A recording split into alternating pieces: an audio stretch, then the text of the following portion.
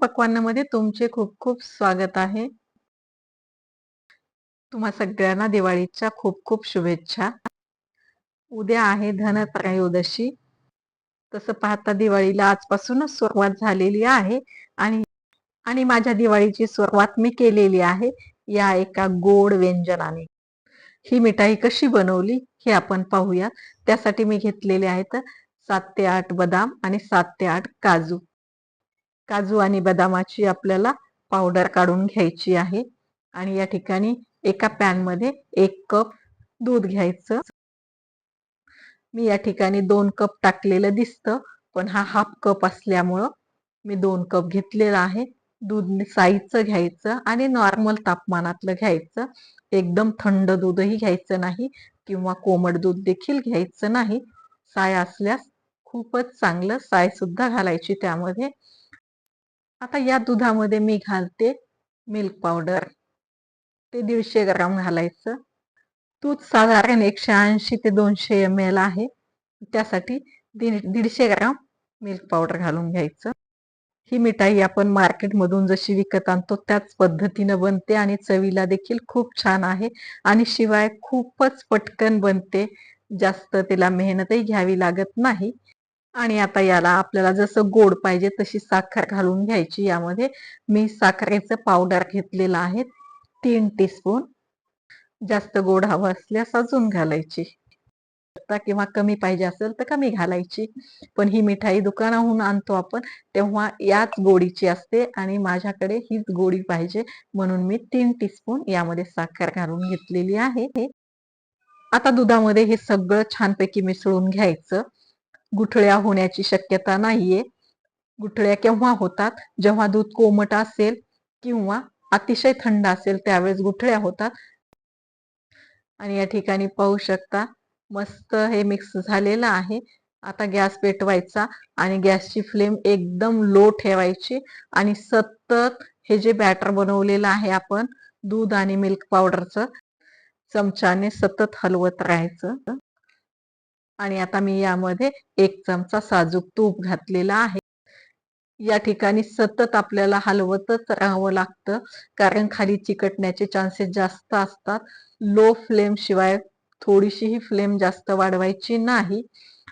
या ठिकाणी पाहू शकता थोडं थोडं थिक होत येत आहे.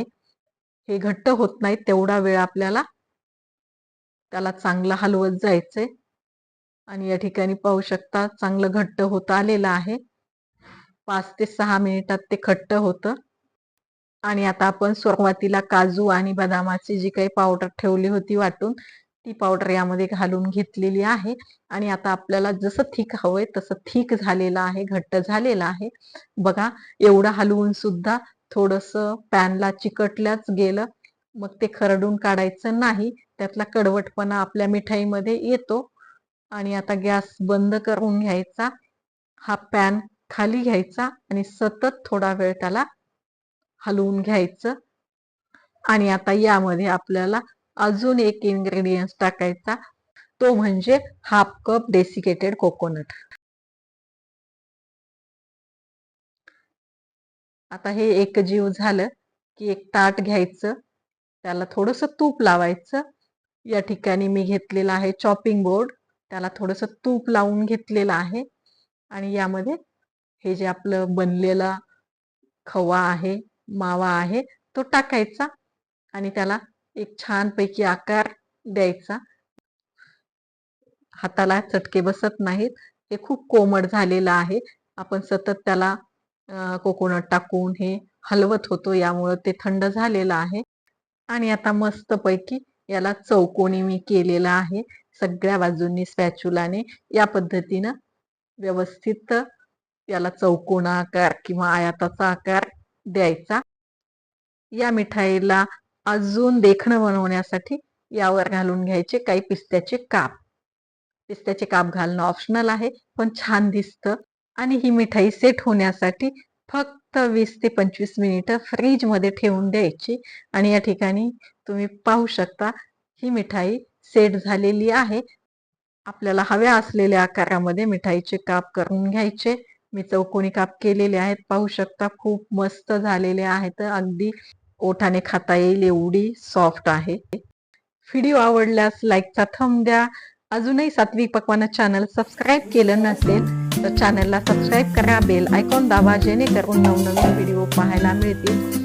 सात्विक खा, स्वस्त रहा, मस्त रहा. पुन्हा भेटूयात अशाच एका छानशा व्यंजनासोबत. तेवढ्या वेळासाठी बाय बाय. ओम शांती.